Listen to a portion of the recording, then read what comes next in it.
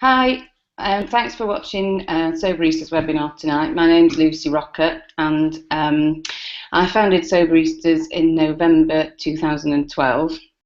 I've not been drinking now for 4 years, um, and I should say at the beginning that I'm not an expert on addiction, but I have successfully kicked alcohol out of my life, and I've managed to keep it that way for 4 years. So this webinar will be focused on why I used to drink, how I managed to stop, and what life is like for me now as a soberista 4 years down the line.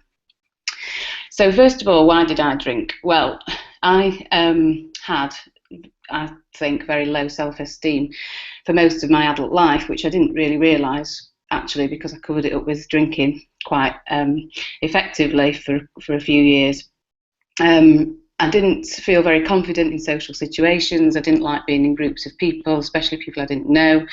And I used alcohol to buoy up my confidence and make me feel more, I suppose, more befitting to the identity that I'd given myself. I was a bit of kind of rebel and a party girl, which actually since I've stopped drinking, I'm not really like that at all. But I thought I was for a long time, and alcohol helped keep things that way. I also think I drank because I was never presented with a viable alternative, and the society that we live in kind of it makes you feel like drinking is the only way forward, and I never kind of grew up with an alternative perspective that it would be okay to not drink. So I just grew up as a teenager thinking I'm going to be a drinker, and I did become a drinker very early on, about 13, 14. And right from the start, I drank to get drunk, and I never understood people who drank water in between the drinks, who went for soft drinks in between their alcoholic drinks. For me, it was drinking was about getting drunk, and that was right from the start. There was nothing progressive about it for me. I just wanted to get hammered, really from kind of 13 onwards. Drinking for all of my teens and the first half of my 20s was something I did socially. And although I did do some bad things and some regrettable things, I always managed to laugh it off in those younger years, probably because I didn't have any responsibilities of children. And I think society is a little bit more forgiving of younger people getting drunk. But when I got into my late 20s, when I got divorced and I started drinking, to blot out emotional pain, and I started drinking more on my own, and that was when alcohol became much more of a sinister thing for me. I started having a lot more blackouts once I got into my late 20s and early 30s, and there were lots of occasions where I came home on my own at 2, 3 o'clock in the morning in a taxi, couldn't remember getting home, woke up on the settee, door unlocked, bag on the middle of the landing floor, asleep on the settee, and no memory at all of getting home. So things started to take a turn for the worse, I think, when I got to about 30, and I started really worrying quite a lot about my alcohol consumption. But I still didn't stop, and despite there being lots of occasions where I should have stopped, like waking up with sick next to the bed, and falling over downstairs, falling over on ice outside my house and really bruising myself, and all these terrible nights where I couldn't remember most of the night, they didn't really seem to, for some reason, have the effect that they should have done, which was to stop me drinking. And I carried on until I was 35. So 4 years ago in April, I just had a night where I pressed the self-destruct button, and I drank 3 bottles of wine on my own. My daughter was at her dad's house, and I didn't mean to drink 3 bottles of wine. I was just intending on having 1 bottle. But I decided I wanted to get really, really drunk. So I drank 3 bottles of wine and took the dog out for a wee at about 10 o'clock and collapsed on the pavement outside my house. And luckily for me, my friend, who happened to be a nurse, was driving past on his motorbike and found me lying on the settee, on the pavement, unconscious, being sick, and phoned an ambulance. And I woke up at 3 o'clock in the morning without any memory at all of getting there. So it was quite the most awful moment of my life, and I really realised at that point how out of control I was with drinking, and how dangerous really alcohol is to me. And so I decided to stop there and then, and I did. Um, but the difficulties I faced in stopping drinking didn't stem from the physical withdrawals at all, and I wasn't physically addicted to alcohol.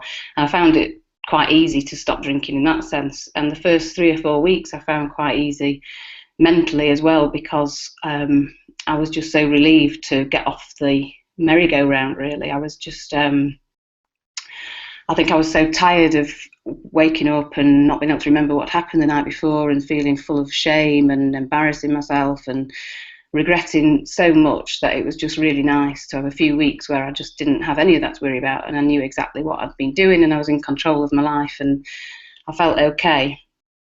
But about a month or 2 months into it, I think I really kind of started to lose my identity, and I realised that alcohol had been keeping me in this frame of mind, this person that I thought I was, and without it, I just suddenly lost sight of who I was. I just didn't know who I was anymore. It was really felt like it was my defining characteristic, drinking, and without it, I just kind of felt like I withdrew into nothing. And I was really restless. I didn't know how to deal with emotions at all. I think I was kind of frozen at 15, really, in my emotional maturity, and I didn't know how to be sad, or how to celebrate, or how to feel excited or bored or anything without drowning those emotions with booze. So it was just a very uncomfortable feeling for several months, was just kind of learning how to live with my emotions, and it took a lot of just sitting uncomfortably and not feeling very nice, really, over and over again, until I got used to it, until it became more normal, and I found alternative ways to cope with certain emotions. Another thing that I went through during those first few months was a real sense of unfairness about why other people could apparently drink and I couldn't, and that's how it really felt to me. Why couldn't I? Like, I'd been told I couldn't drink, and everybody else was allowed to drink and I wasn't allowed to drink, and I was just a bit like a toddler having a tantrum. It just seemed so unfair that this pastime that I'd loved and had fun doing, and everybody else seemed to be able to do without any problems, was causing me so many problems that I wasn't able to do it anymore. And I couldn't work out why my drunken episodes led to those feelings of shame, and the real awful, embarrassing kind of blackouts, having to be taken home when everybody else just seemed to manage to get a bit drunk and then look at the watch and say, right, I've got to get up tomorrow morning, it's time to go. I just didn't know how people did that, and it seemed grossly unfair that I couldn't do that. So after about a year of kind of 2 steps forward, 1 step back, I started to look at it differently, and I realised that if I was going to view sobriety in such a negative way, I was going to have real problems sticking to it, because I suppose I was a dry drunk and I just wanted to get drunk, but I knew I couldn't, so it was just a struggle. And so I started thinking about it differently, and I flipped the way that I perceived sobriety, and instead of it being something that I thought boring people did, and people who I couldn't identify with, I started to see it instead as something that might be like a gift to myself, and something that perhaps was just a way of being kind to myself. And I say to myself, obviously, you know, there was repercussions of my behaviour, immediate repercussions on my family, my daughter especially. But primarily, I had to do it for me first. And so it was the fact that I started thinking it was okay to be kind to myself, it was okay to be nice to me, and that I deserved that. And that's how I managed to start to shift my thinking about not drinking, really. I had to change loads about myself, and you know, initially I didn't want to change at all. I wanted to stay exactly the same as I was, but just without the booze. And I kind of realised after about a year that I couldn't do that. If I was going to stop drinking permanently, then I had to change myself really from the inside out. So I did go and see a cognitive behavioural therapist for a few weeks, and I spent loads of time working through my self-esteem issues and building up my confidence with him, and he was really helpful. Like I said before, I had to get used to feeling emotions, so that was a real biggie for me. And I grew up a lot. I really grew up in about a year. I think I sort of sped through about 15, 20 years of emotional growth. And I started going to Buddhist centre down the road and learned about mindfulness and meditation, and I started making time for that, which again felt like a bit of a luxury and something that I didn't deserve to do, and what, you know, I shouldn't be kind of messing about doing these things that were just for me. But I forced myself to do it, and it did really work, because I think a massive part of why I drunk as well was my inability to switch off mentally, and I just was such a overactive thinker that learning to meditate and learning to live in the moment was so crucial to me for being able to stop drinking, because it allowed me to just stop projecting into the future and stop worrying about things and stop worrying about the past, and just kind of focusing on the here and now and reining in my emotions. That was just like absolutely key. And also, I've always run, but I really got into my running, and I decided that instead of just kind of plodding a couple of miles with a really bad hangover and trying to pretend I was fit, even though I'd smoked 20 fags the night before and been up all night drinking, actually I was going to get fit and I was going to do it properly. So I really got into my running, and I do weights now as well, and I go running 3 or 4 times a week, and I absolutely love it. And it's, again, another absolutely key thing in keeping me sober. It's a stress releaser, and it's a natural high, and it gets me out of the house, and it's time alone, and it's kind of meditative as well, in that I'll just sort of get onto a bit of a plateau and listen to music and go out into the countryside, and I don't think I could stay mentally so well if I didn't do that running. So again, that's another massive thing for me. And then I suppose the sum total of all those things is that I learned how to respect myself, and doing all those things meant that naturally my self-respect grew, because at the same time I'd stopped doing all the things that I stopped doing all the things that caused me to hate myself so much, and I started doing stuff that made me feel good about myself. It was just quite a simple equation, really, and it really worked. So after about a year and a half, I actually started to feel like I was somebody who I could be proud of, somebody that could actually do stuff that was, you know, good, and somebody who might be liked by people, whereas in the past I'd never really thought that.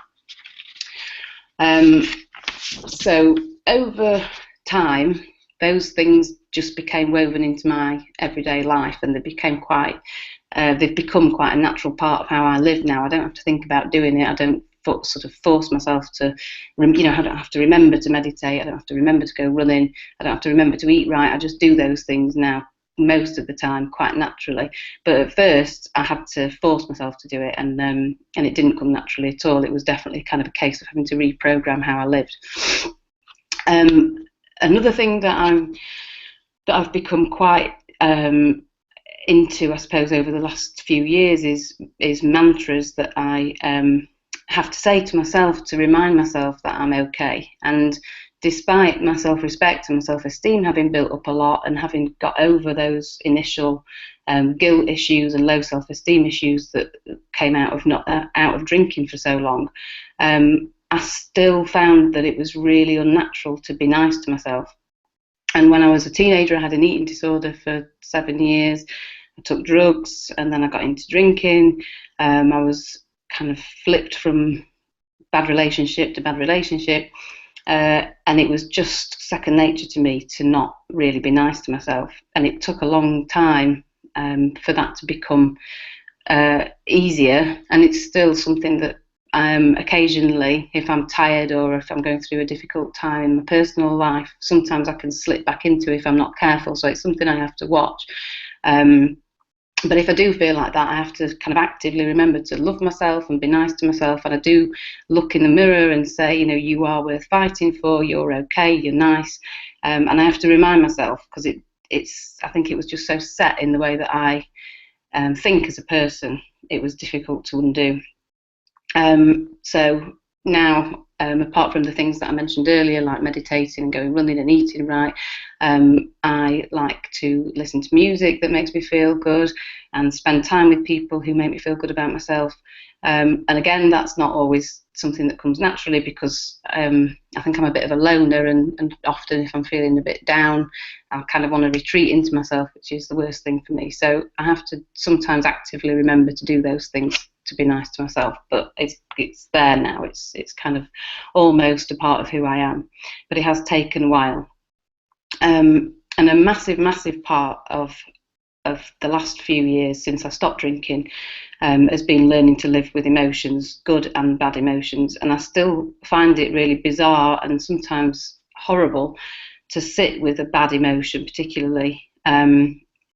It's just, I want my instant reaction when I'm sad or angry is just to get rid of it. I can't stand feeling sometimes those negative emotions. I have to force myself to sit through it. But now I treat it as a bit of a challenge, and I see that everything that doesn't kill me makes me stronger. And I kind of view myself as a bit of a work in progress. So if I'm going through a bit of a tough time or I'm upset, I force myself to sit with it, to get through it, and I know I'll come out stronger the other side. And I'm kind of intrigued as to how far I can distance myself from who I used to be 5 years ago. And I want to see how much better I can become as a person, how more well-rounded, I suppose, I can become. So I just see it as a bit of a challenge. Instead of taking the easy way out, I've forced myself to work through things. I suppose it's like a bit of a bring it on attitude, and I just quite enjoy the challenge these days. So if you've read the book that I wrote with Sarah Turner, The Sober Revolution, you'll know about the metaphor that we used of alcohol being like the damaging lover in a bad relationship. And that's still how I view alcohol. It was just something that I was madly in love with. And I think it's something that I see on Soberistas all the time. It's just people are so attached emotionally to their relationship with drinking, and it's such a charming thing at first, and it's so difficult to kick it out of your life and to really believe that you're doing something good for yourself. But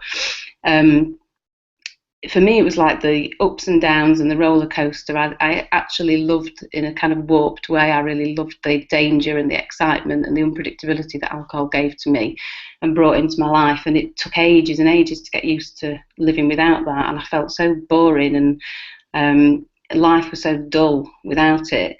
But it does settle down, and although it was kind of a long period of adjustment, I don't miss it anymore, and I don't see those things as missing from my life, because I think I've replaced them with self-esteem. And I think I used to look externally for satisfaction and excitement because I didn't like myself very much. And now that I think I'm okay, I don't need that recklessness and excitement anymore, and it's a relief to not live like that. So I do see alcohol now for what it is, and although I know and I totally respect that the fact that some people can drink responsibly and some people haven't got a problem with it, and I've never been a kind of somebody who wants to see prohibition brought in or anything. But I do see alcohol for what it is, and it's a very, very cleverly marketed, socially acceptable, highly addictive drug that is pushed on people from a very early age. And it's really difficult to recognise in the first place that you have a problem. And I think that's where Soberistas comes into its own. And I really wished something like Soberistas had been around when I was giving up drinking, because I felt so alone and found it so difficult to separate my drinking from other people's drinking who didn't have those problems that I had with it. It took me 20 years to realise that I had an alcohol dependency and that I was out of control with alcohol. I just couldn't. I always found an excuse to make it okay and laugh it off and just pretend it was like everybody else's drinking, but it wasn't. And I think, if I'd been brutally honest with myself, then I'd have known it wasn't. It was a feeling in the pit of my stomach. I just absolutely knew there was something different about my drinking.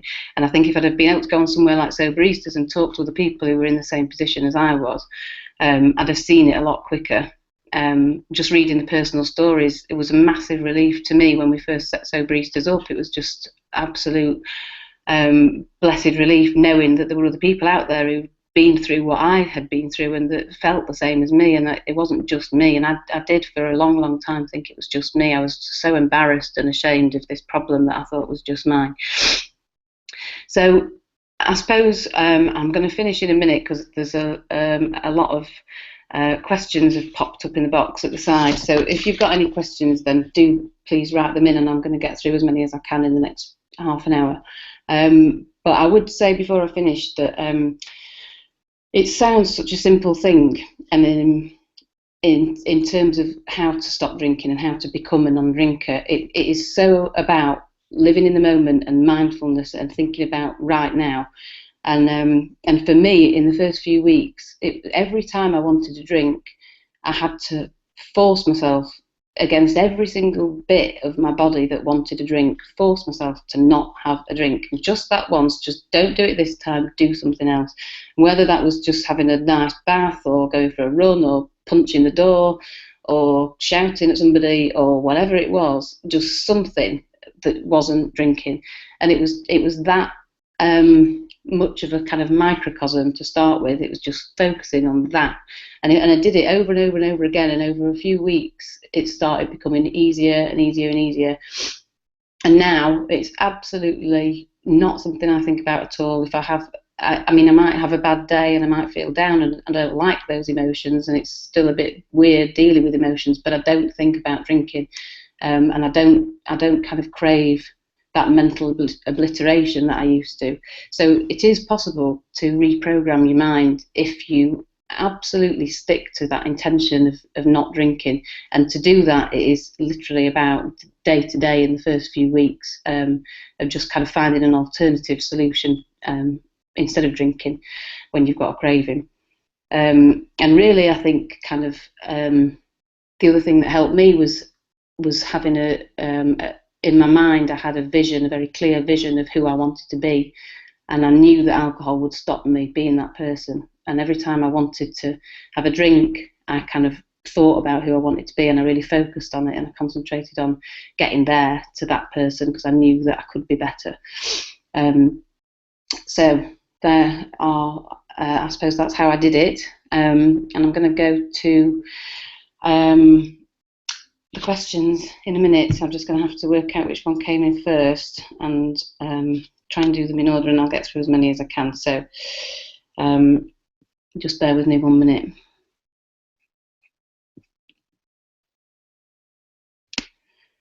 Right, okay. So okay, so Kathleen has asked, why did you progress from personal sobriety to create a zeitgeist in Soberistas? Okay, let me think about how to answer that. I had a really, really clear idea one day when I was on my own. I think I was out running, and I just thought that an online space would be such. It was kind of such an obvious thing for people with a drink problem, because I wouldn't have gone to a physical kind of meeting group for a few reasons. Because I suppose one, I was a single parent and I wouldn't have been able to get out very easily to regular meetings. Secondly, I was really embarrassed and ashamed, and I couldn't have faced sitting in a room full of people and putting my hand up and saying I was an alcoholic. I just couldn't have done that, I don't think. So I kind of felt like an online space where people could be anonymous and just totally be honest, confessional really about their drinking behaviour in an anonymous, safe place would be so beneficial. And when I first stopped drinking, I started not when I first stopped drinking, about a year after I stopped drinking, I started writing a blog, the WordPress blog that I still write occasionally now. And it was such a massive help for me to get through my emotions, was writing it down and recording that journey. And I realised the power of that writing and kind of how it allows you to concentrate on your journey and focus your thoughts, and also to get comments from other people. And it seemed like such an obvious way of helping people. And I really just created Soberistas as something that I would have wanted. So it was kind of everything that I wished I'd had. I just saw it very clearly in my mind, and I drew a sketch one day when I'd thought about it on this run, I came back and got this bit of paper out and did this really rough sketch, and it had personal stories at the top and chat room, and I just kind of sketched it out, and I showed it Sean, who I'd just started going out with, and really embarrassed, said to him, like, what do you think to this? Is it a really bad idea? And he said, no, I think it's a brilliant idea, and I'll help you do it. And then, so that's where it started. And it just kind of, it worked. And it was obvious that people wanted that sort of anonymous place and a private place where they could access it from their own home 24 hours a day. And also somewhere where you could just kind of slowly work through the fact that you've got a drinking problem without having to kind of, immediately stop drinking, but just somewhere that you could just kind of explore the issues that you've got around drinking and gradually come to the right conclusion. So that's where it came from. Okay, I'll go back to the questions. Okay, Karen has said, she's recently sober and her life resembled mine so much. She's worried about getting into a relationship with someone who may drink and wonder how anyone will not think I'm boring. How did you overcome this? Right, I think in the first year I didn't go out very much. I have to hold my hand up and say that, this kind of the idea of throwing yourself into life sober, great, and it's brilliant if you can do that. I didn't do it, partly because I got pregnant about 4 months after I stopped drinking. So I was fat and pregnant and uncomfortable, and I didn't really want to go out. But also, I felt really uncomfortable being around people who drank, and I was getting used to not drinking, and I just didn't want to be in pubs or clubs and all the rest of it. So I kind of got used to it. I was quite lucky in that way, I suppose, that I had pregnancy as an excuse. So I got used to not drinking in the privacy of my own home. And I was also setting Soberistas up. I was on my maternity leave when I set Soberistas up. So I kind of threw myself into that and kept busy and was writing a lot. I think some people will have a problem with people who don't drink if they've got a problem with alcohol. I generally think the people who I've met or who I know who don't have a problem with alcohol don't really care whether I drink or not. And as a drinker, it's really easy to fall into that trap of thinking everybody's obsessed with alcohol, like you are. I used to just obsess about it. I couldn't imagine going to I would never have walked into a party and not immediately looked at where the booze supply was and how much there was. Or, if I went round to a friend's house for wine, I'd be kind of clocking how many bottles were on the side. And I thought everybody thought about alcohol like that, but they don't. And what I've found is that the people who don't care about it are the ones who I've become more friendly with and closer to. And the ones who are kind of the hardened drinkers, they've fallen by the wayside, but I don't miss them because our relationship was based on drinking and not on friendship. So I don't think there's anything boring about not drinking. I think not drinking is a great thing to do, and I think it's the right thing to do if you haven't got an off switch. There's only so much you can hurt yourself and so much you can kind of keep on damaging yourself over and over again, trying to prove to yourself that you can drink and when you can't. So to me, it's the right thing to do, and it's a courageous thing to do, and it's definitely not boring. So anybody who kind of has a problem with it, I'd just say don't bother with them at all. You'd be better off without them. Lou, do you also use AA? If not, is this just personal choice?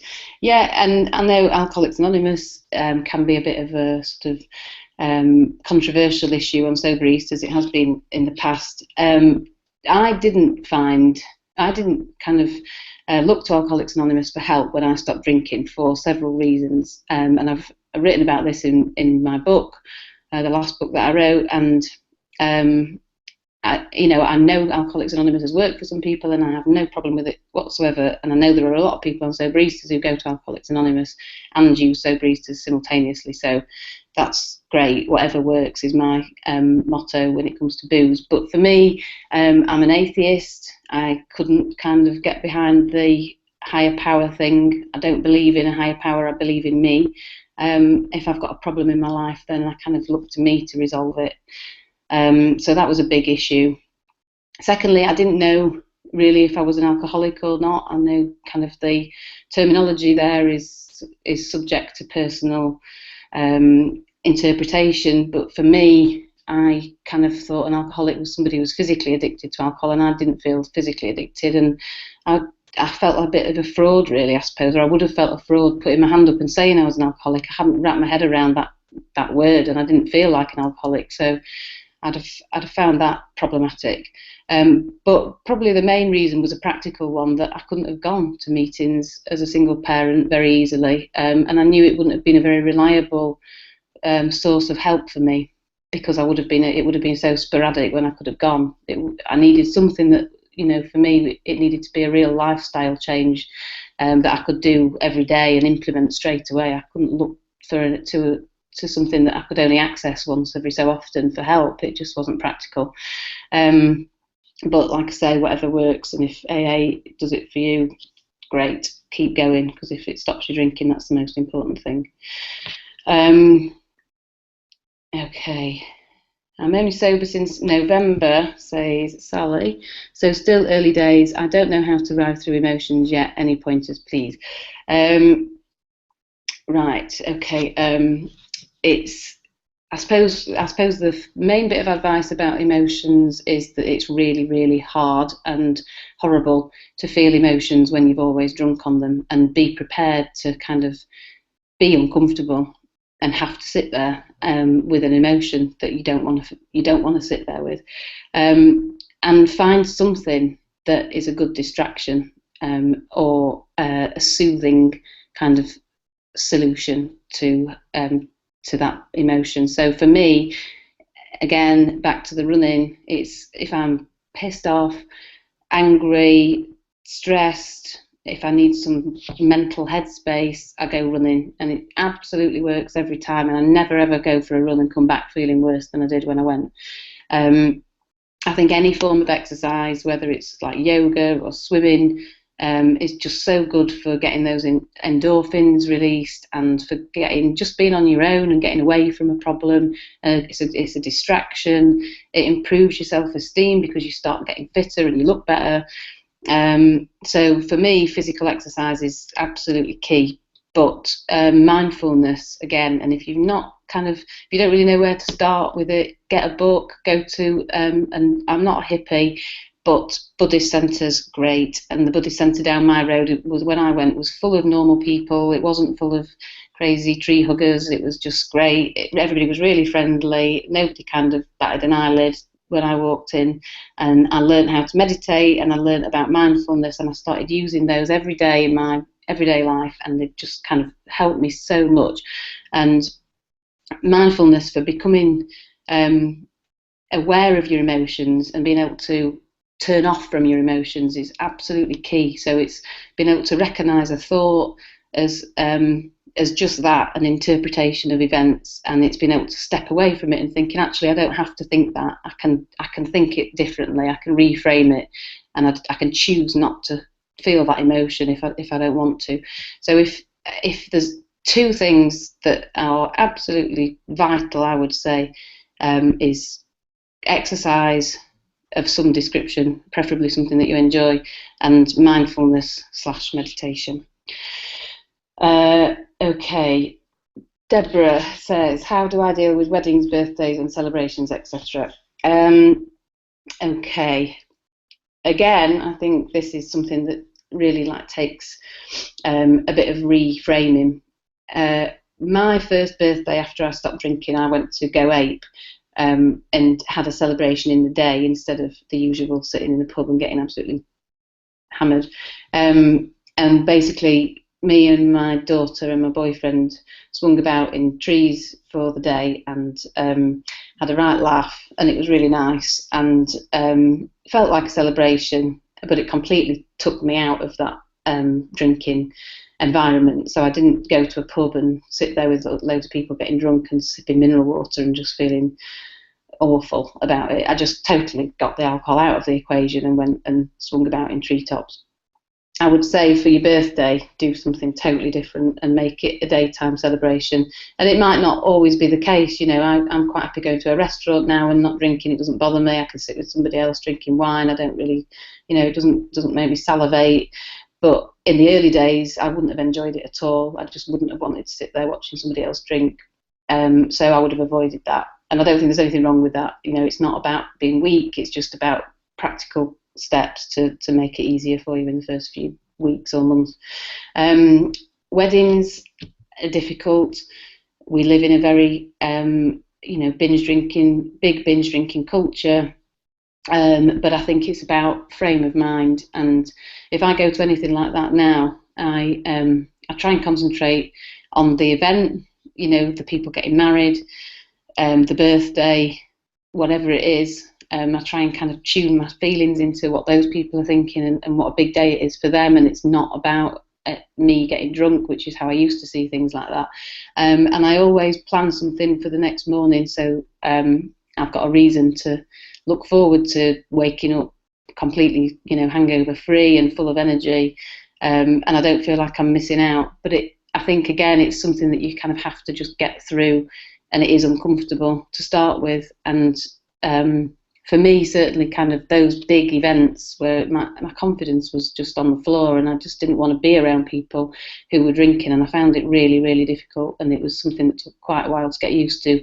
So without sounding like prophet of doom, I would say kind of be realistic and just be kind to yourself. It's not going to feel great probably to start with, and it might take a bit of getting used to, but be prepared to kind of be in it for the long haul, because it does get easier.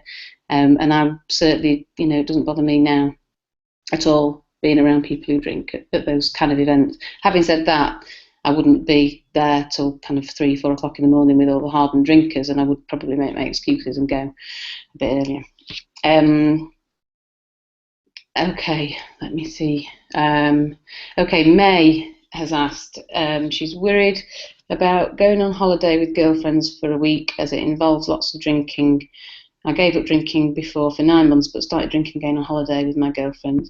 I'm scared that I will start drinking again, even though my life is so much better without the booze. However, I don't want to miss out on the holiday.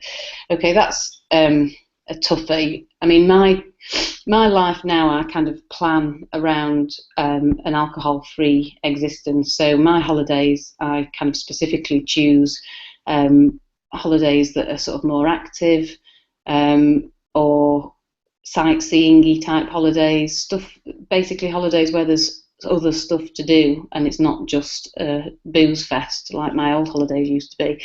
And again, with the people that I kind of hang around with and the people who I would go on holiday with, I don't tend to gravitate so much anymore to heavy drinkers. But that's kind of a choice I've made to make my life easier, I suppose. I suppose if it was me, I would want to talk to, if you're close to any of those friends before your holiday, I would kind of talk through your concerns with them, and explain to them how important your sobriety is to you, and what, kind of the disasters that ensue when you do drink. Presumably alcohol's caused you problems, and if they're real friends, then they'll kind of understand that you can't do that anymore, or you've chosen not to do that anymore. But maybe it doesn't help a great deal with that holiday, but maybe for future holidays, look at doing other things, that holidays where there's a focus other than just heavy drinking, because I don't think there's anything fun about hanging around with people who just want to get blotto. It's not anything I would choose to do anymore. I value my alcohol-free life really highly, and I wouldn't put it in jeopardy by hanging around with people. But I know it's really hard when they're your friends. I suppose I've been lucky that I've managed to hang on to a few friends who aren't massive drinkers anyway, so that is a difficult one. I'm sorry I can't be a huge help on that. Okay, Donna, I'm so busy at work and get home late, drained. I feel I deserve wine. Okay, Donna, I would tell you to read, if you haven't already done so, Jason Bale's book, How to Kick a drink easily. I used to really think alcohol was a treat, and reading that book just debunked so many myths for me about marketing and how alcohol is sold to us, especially women. It really, really is a marketing ploy that they saw a big gap in the market and they saw women as sitting ducks. Let's kind of present it as a glamorous treat and we'll get loads more sales. And that's exactly what they did, and it really, really worked. And so many women have now got it, and men, but women especially, I think, have got that kind of Bridget Jones, 2 fingers up to the world. I've had a shit day at work and I'm going to treat myself to a bottle of wine. It's not a treat when it's wrecking your life and it's ruining your self-esteem and it's affecting your relationships and it's making you less productive at work. It's not a treat. And it really helped me reading that book, because I saw the alcohol industry for what they are, and I didn't want to be a pawn in their game anymore. And I got quite kind of angry, really, that I'd fallen for this rubbish about alcohol being a treat, because it's not. So if you haven't already read that book, I would really, really recommend it. I read it in a week on holiday, and it completely turned my thinking around. And I know it's something that loads of people have read on Soberistas. It's definitely my top recommendation in terms of, apart from my own books, of course, but in terms of reading material, it really does help straighten out that idea that it's a treat. Okay. Okay, Cindy said there is a really good website for learning about mindfulness and self-compassion, mindfulselfcompassion.org. I'll put that on Soberistas afterwards in case anybody wants to look at that.